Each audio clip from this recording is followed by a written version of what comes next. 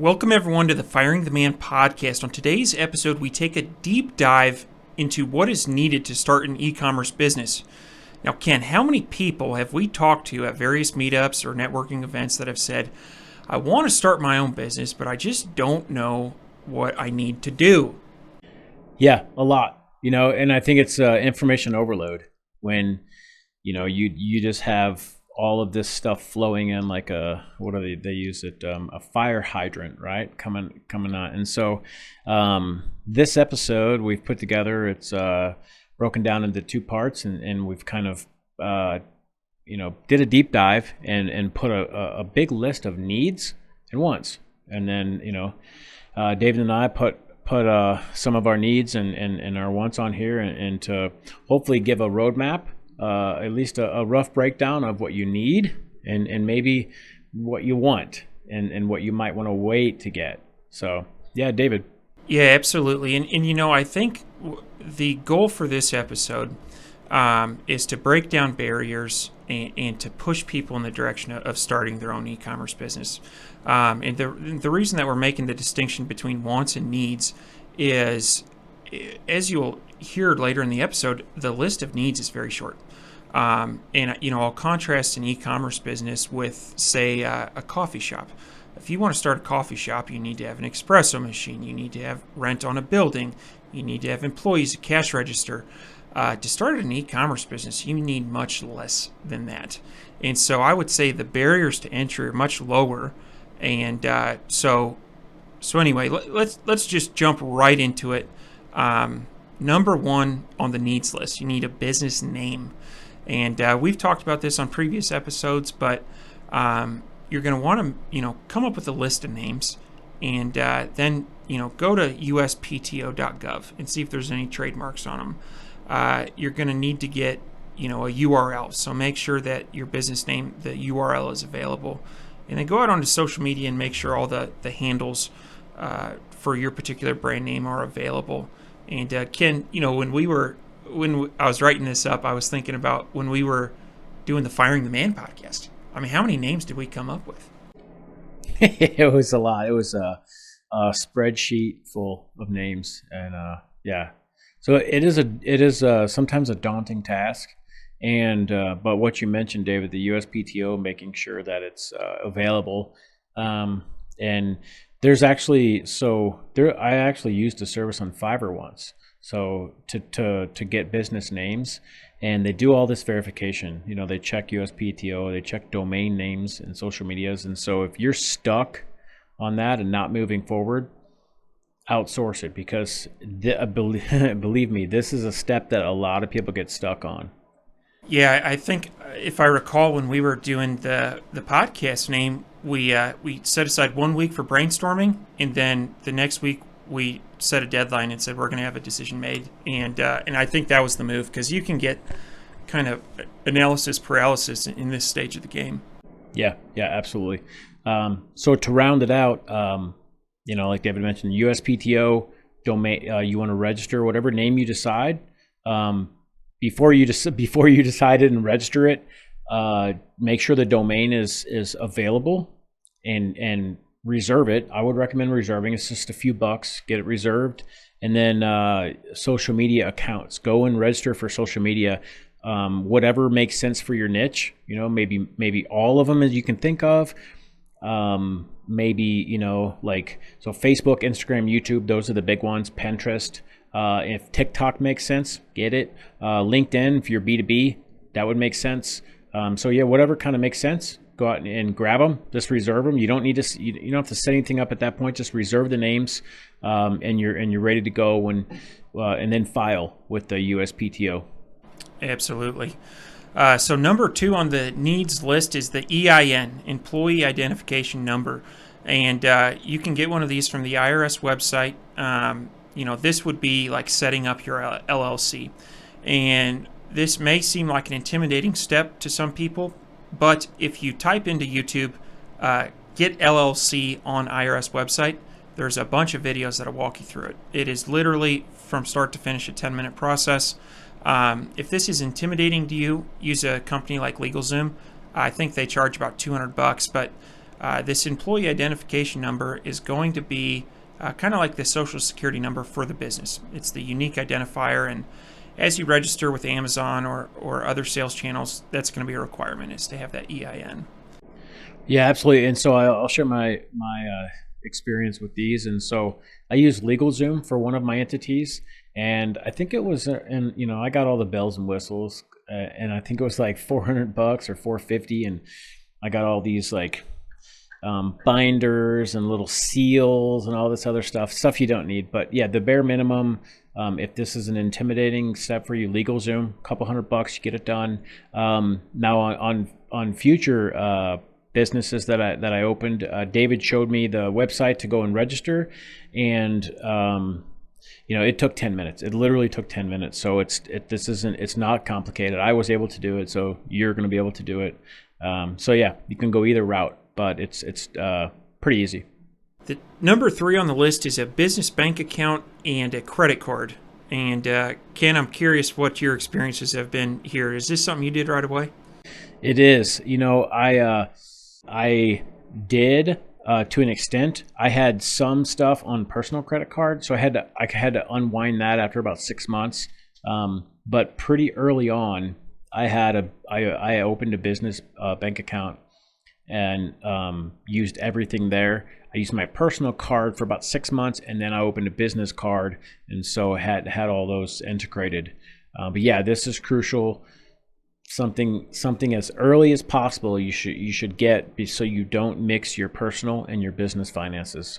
It just makes life easier. And while we're on this topic, I'm going to post in our show notes a link to what is it? Chase? Yeah, Chase Inc. Chase Inc. And this is, in terms of cash back for e-commerce companies, I haven't found a better card. And what I really like about them is they give 5% back on PPC spend, which that is over the lifetime of your business, especially if you're on Amazon, you're going to spend a tremendous amount of money on PPC, and 5% cash back. You're essentially getting a 5% discount on all your keywords, which could be the difference between, say, an A cost of 25% and an A cost of 20%. Yeah, absolutely, and I'll second that. Make sure, check the show notes. Go click on the link, the Chase Inc. business card, and that process is pretty easy. One pro tip is to make sure you use your business, your business name and business address on there, and the approval will be a lot easier. But if you're selling on Amazon, put that credit card into your advertising account. Like what account to charge your advertising to. It's a separate setting. Some people don't do it. And I've traveled for free the last couple of years by these credit card points. And so this is definitely something that you should be looking into. So yeah, the link will be in the show notes for the Chase Business Inc. Definitely. Number 4 would be a product or inventory, right? You need to sell something. And if you were in the digital product space, this would not, you would still need a product, right? Your digital product. But this is something that, out of the gate, you should reserve some funds for your first inventory purchase. And one thing that I routinely do on first-time orders is I will ask the supplier, I will see what their minimum order quantity is.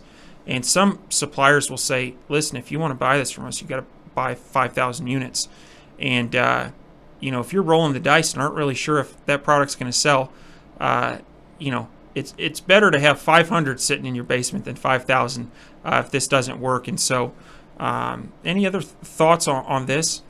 Yeah, absolutely. So this is, I think, probably one of the most important pieces of this is if you have a physical product business, you need physical products, and so this should be high on your list of if you're doing some kind of a planning document on how much money you'll need.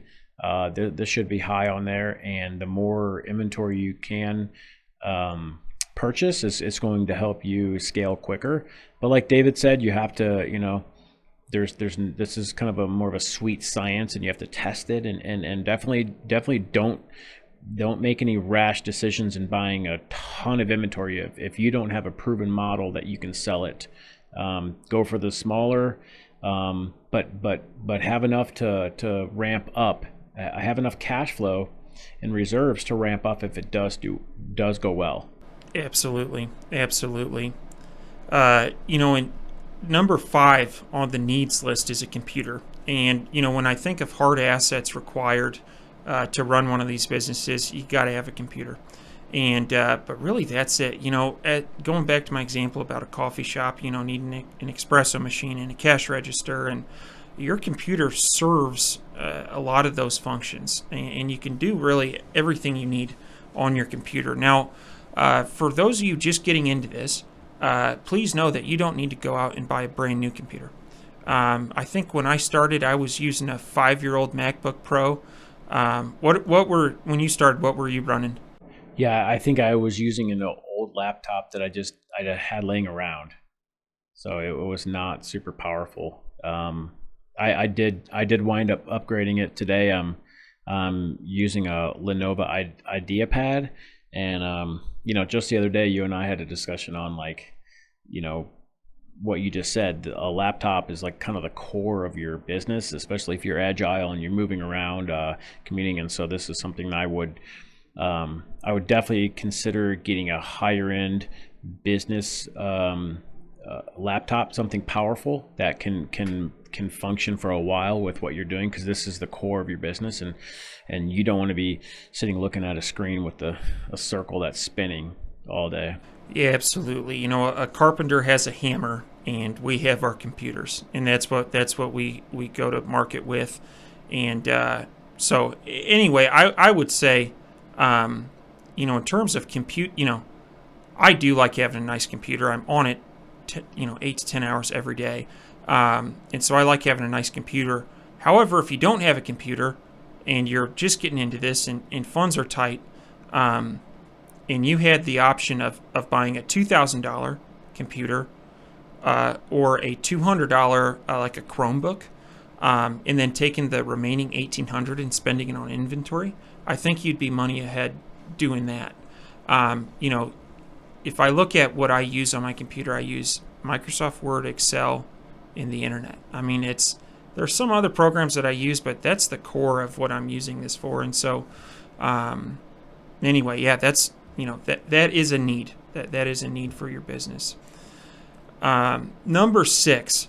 Now, before I tell you what it is, I want you to know I debated heavily whether this belongs in needs or wants, and I purposefully have put it in needs, and that is dedicated cloud storage. And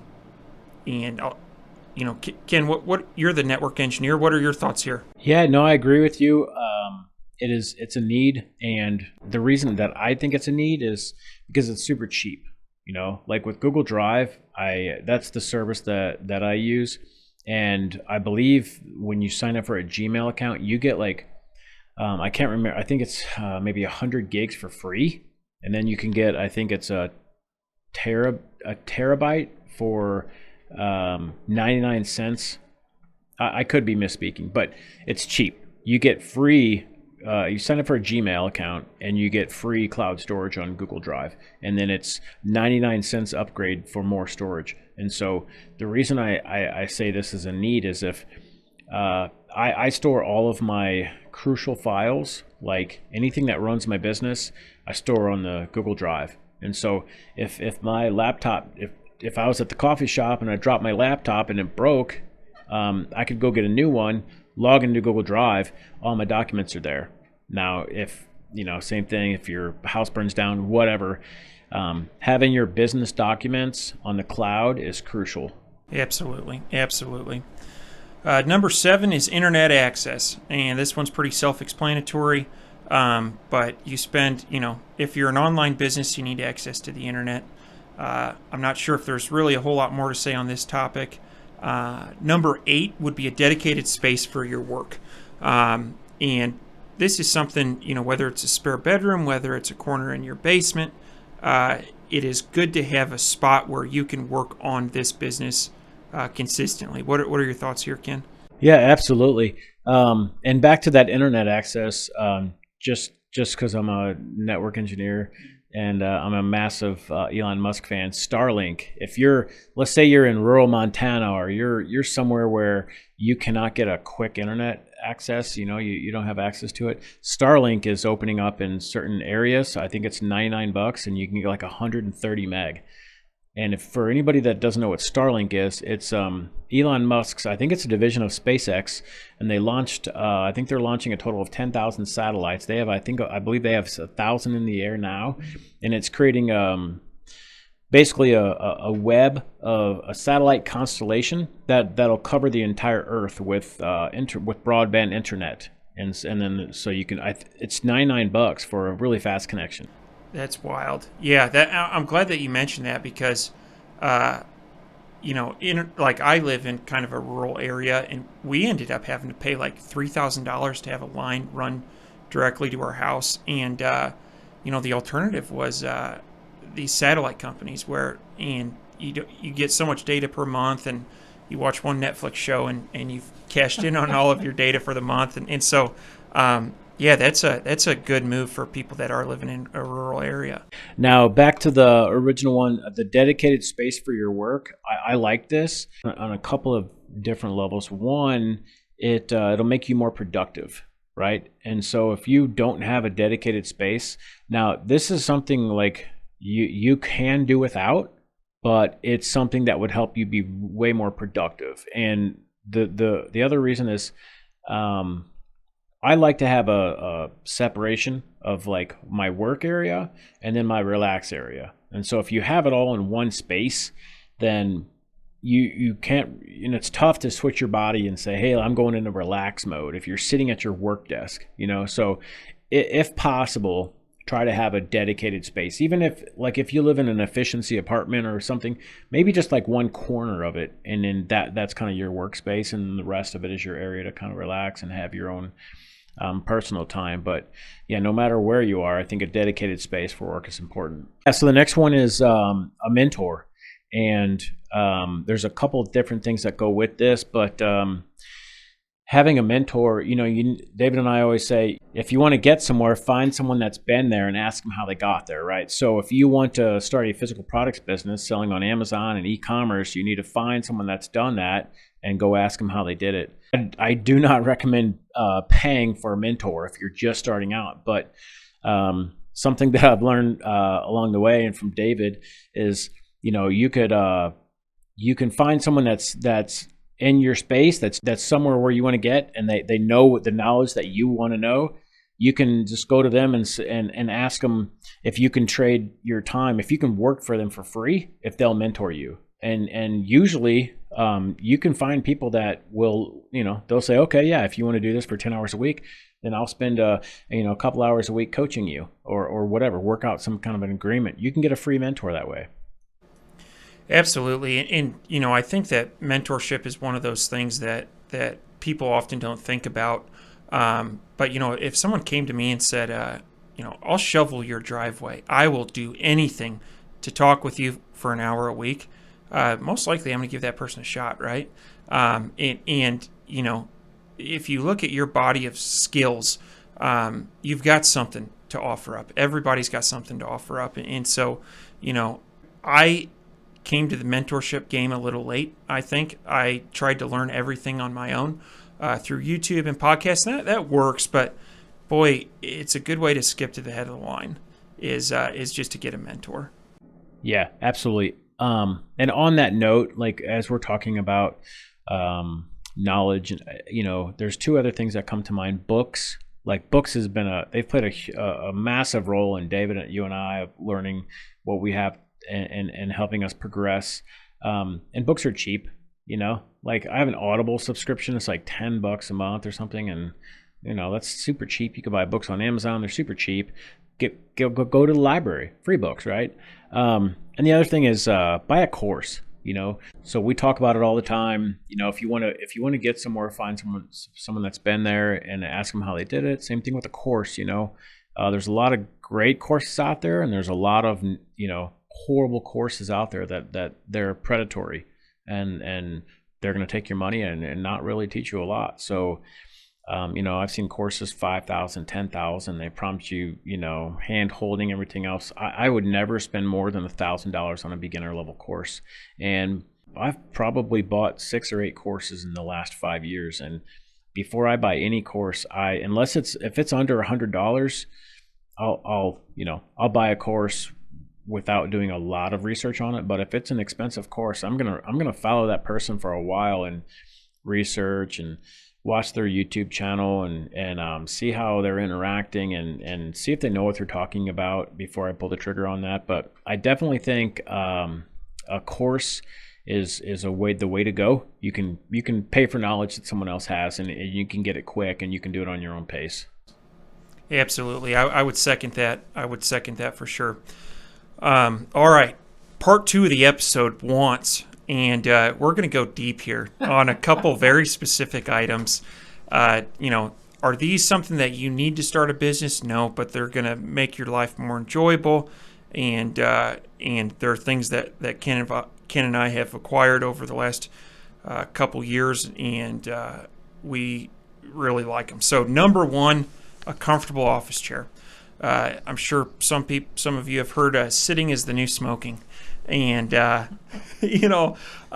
think there's something to that. We were not made to sit for 8 to 10 hours, in a row. And, I'm not sponsored by them. Boy, would I love to be sponsored by them. But Herman Miller, this is, in my opinion, it's the Mercedes-Benz of office chairs. It's ergonomic. It breathes. It's just, it's a wonderful chair. And to be totally honest with you, I think I paid around $1,000 for it. And some people may say $1,000 for a chair, that's really expensive. And you're right. But I'll tell you what, cost per minute I spend most of my waking hours in that chair.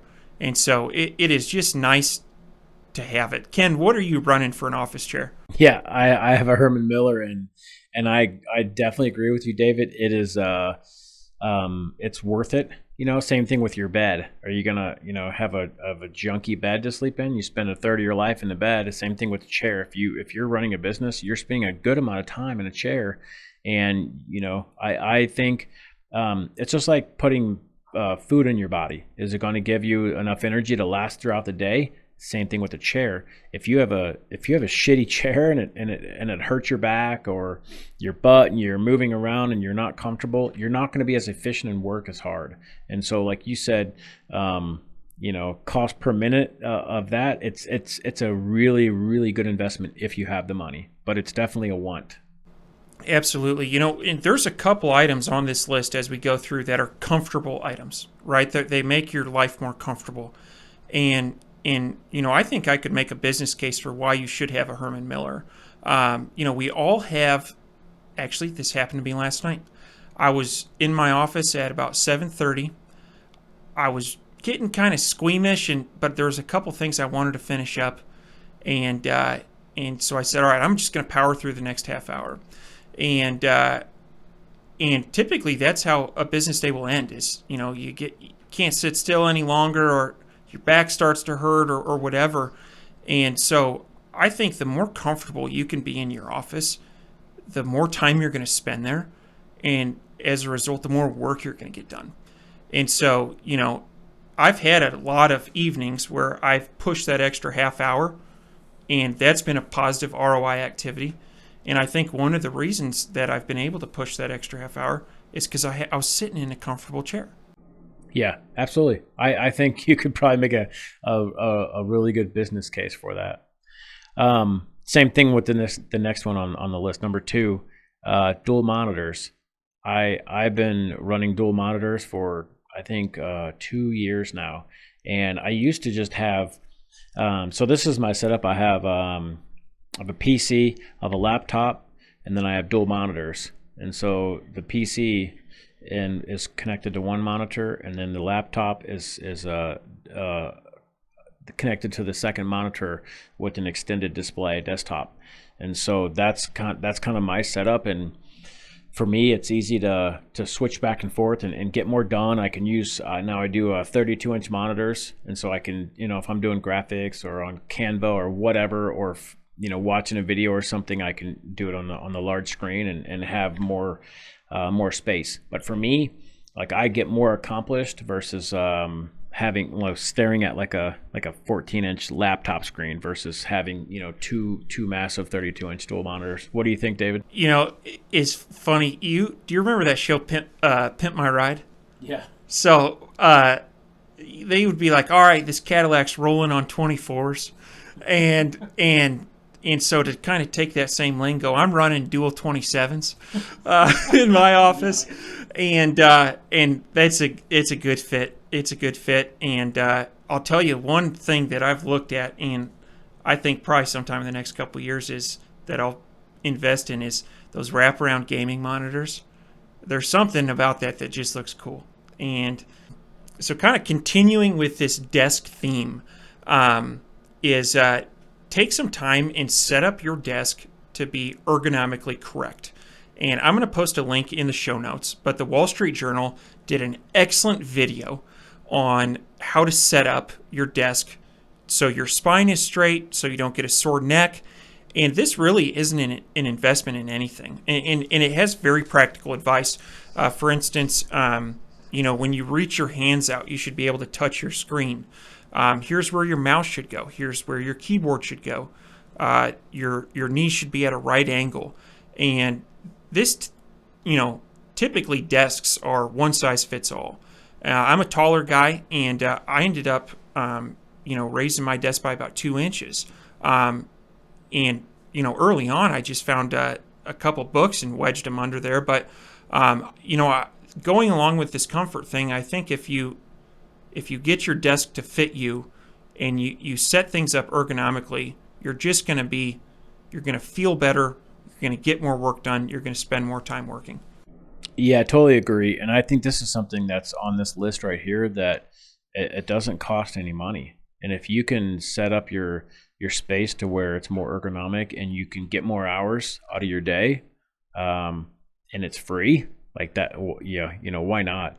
And so this link will be the YouTube link for this Wall Street Journal video. It'll be in the show notes. So take a peek at that and pick up some free tips on making your workday better for you. Definitely.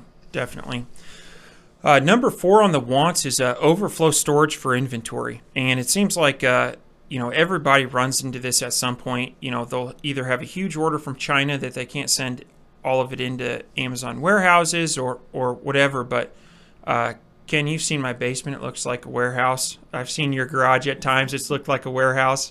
And you need some space for those types of instant add-ons. What do you think? Yeah, I definitely agree. And I would have never thought this like when I first started this business, 4 years ago. And it's like, but yeah, over time, and last year with COVID, I had to get my, when I first started, I started doing retail arbitrage, and so I had a lot of this packing materials and tape guns, and I put them up for a while, and then COVID hit last year, and I got them all back out and started doing FBM, and so yeah, this will come in handy over time. You never know when you need it, and this stuff is it's not that expensive to get this stuff going. The supplies you need, and most everyone will have some storage, in your basement, your garage, whatever. Unless you're running more than $5 million and have your own warehouse, like this is almost something that you have to have. Absolutely. Number 5 is a virtual assistant. And this is something that I think I wish personally I would have done earlier. I wish I would have hired a VA earlier. And for those of you who are unfamiliar with the term, a virtual assistant is basically an assistant that you're not sitting under the same roof. And so, if you look at your tasks that you do throughout a day, typically there's very hard critical thinking tasks.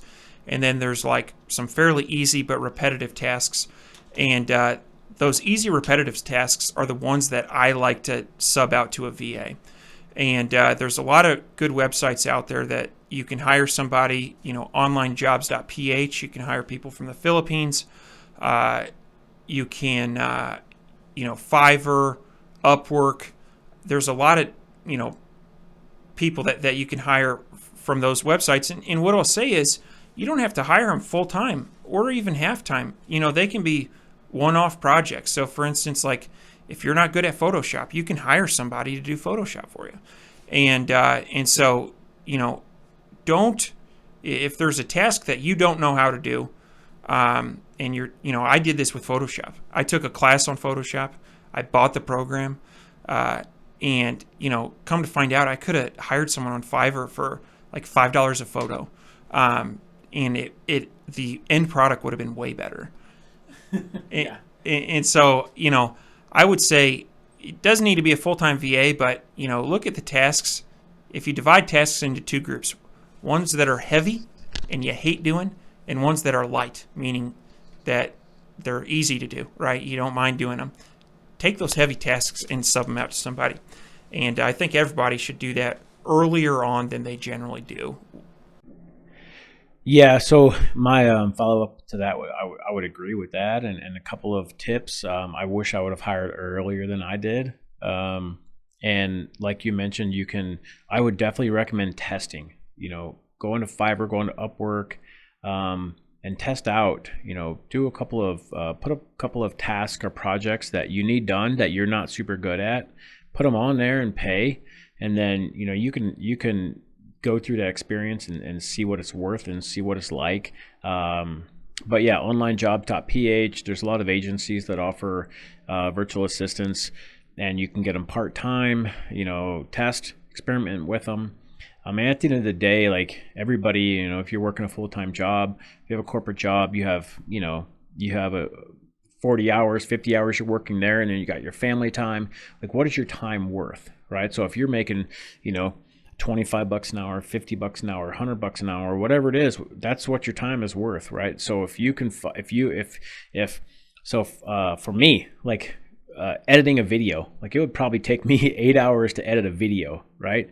And if my time was worth $25 an hour, well, that's a couple $100. That's $200. If I can find somebody on Fiverr to edit that for $30, well, then that just buys me an hour of time for $30, right? So you got to think about it on that level too, especially if you have a full-time corporate job and you're making money, and that's kind of what it's worth. So give that a thought, and definitely test out virtual assistant earlier on if you can, if you're able to. David, what's the next one? Product research tools such as Jungle Scout or Helium 10. There's a bunch of them out there, and these are two that I've used and am familiar with. The tools are they help with product research, but you take Helium 10, for instance. They have a tool called Profits. They've got a suite of tools that generally just make life easier. And so, is this something that you need right out of the gate? No, but I'll tell you what. Most of these have 30-day free trials, and use them. Get yourself 5 Gmail addresses, and there you go. You got 5 months of free trials. And so, I personally right now I'm using Helium 10, and I think that's it in terms of tools like this. And the reason, I have noticed that these can be a cash flow suck on a business, and that recurring monthly charges. And so, I have found that there are times where I'm using it a lot, and then there are some months where I may not even log in. And so, but this, I think I would still categorize this as a want and not a need. Yeah, I agree. In terms of that, you can use a 30-day free trial. Like, these are tools that you need to have to be able to competitively sell and pick products on Amazon. But the free trial will do exactly what you need. I've used the same ones: Jungle Scout, Helium 10, Viral Launch. I've used them all. They all have about the same tools. They all compete. They all pulling the same data. They just do it in a little bit of a different way. If you want discount, we have discounts on our resources page. Go to the website, firingtheman.com. Go to the resources page. We have links to all of these with whatever discounts, whatever discounts we're able to get. Definitely try the free trials and see what they're like. But yeah, this definitely, as you alluded to, David, this will be a constant challenge as you get deeper into your e-commerce, journey. Is softwares. There's a new fancy software every time you turn a corner, and they add up quick. So, yep. Moving on, David. What's the next one? DSLR camera and LED light box, and this is something. So I do not have a DSLR camera, but I do have an LED light box, and I use these for product photography. This is something. The setup that I'm running is, I think it was like a $99 Amazon Basics. I'll actually put a link to it in the show notes. But it's an LED light box, and so I have a lot of different SKUs, and so I do my own photography. Now, I do not have a DSLR camera, and but what I use is I have an iPhone. I think I have an iPhone 10. But if you download the Amazon Seller app, they have a product photo studio, and it takes amazing pictures, and it gives you that all white background, and you can mess around with the contrast and the brightness and stuff. And so I've been using that, and that's been working great. A DSLR camera, I would imagine probably does a little better job. I'm not a camera guy, so I don't know. I do know a couple sellers that do their own product photography, and that's what they're running. So any thoughts on this? Yeah, so I am not good with cameras at all, so I do not have either of these, but I would definitely consider them a want in terms of you could, hire out your own pictures, but definitely something later on if you're good at this and this is what you like to do, then it's worth investing in if you're in it for the long term. For sure. All right, what's the next one? Number 8, whiteboard or vision board. I have 2 of these up in my office, and these are really important for me. It's a super cheap. I think I paid maybe $15-20 a piece on them, and I use them a lot, like to get my thoughts out and put it on. Whenever I write something down, it does 2 things. One, I'm able to get it out of my head, and I can free up space for something else. And 2, I usually will take action on something that I write down. If it's thoughts floating around in my head, then it's like I can hide it. But if I write it on something, and I can't hide it anymore. It's right there in my front of my face. So, absolutely. I have a whiteboard in my office, and there's something. If I write something on a Post-it, I can lose the Post-it, or it can get tucked away. Or if I put something in a notebook, I can close the notebook. But when it's on my whiteboard, I am forced to look at it every day. And, I just think long term, it's a good play. It's good to put your goals up there. And so I think overall it's helped me stay more organized. And I'll put stuff up there that I'm referencing pretty frequently.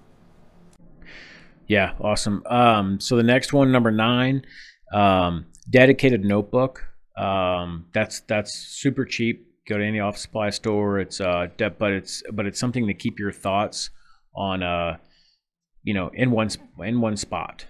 Absolutely. And I'm going to nerd out a little bit on this one. There is and I'll post a link in the show notes, but it's called an A6 notebook, and it is a small leather notebook that has bindings in it, so you can take pages in and out.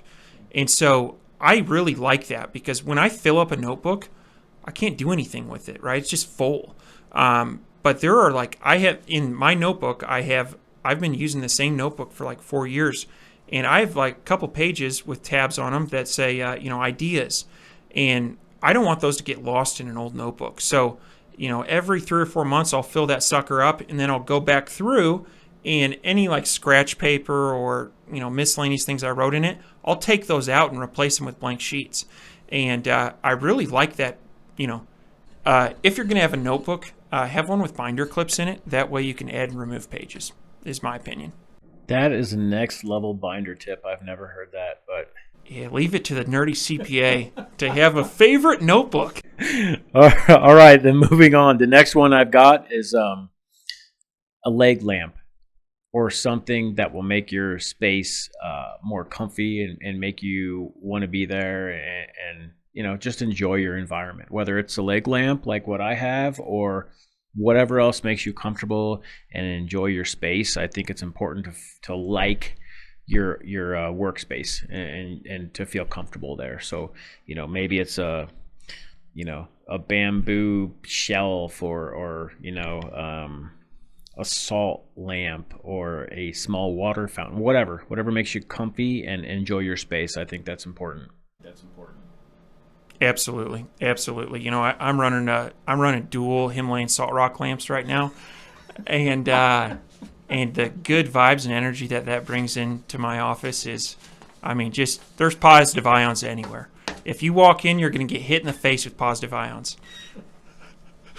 So anyway, so this wraps up the episode.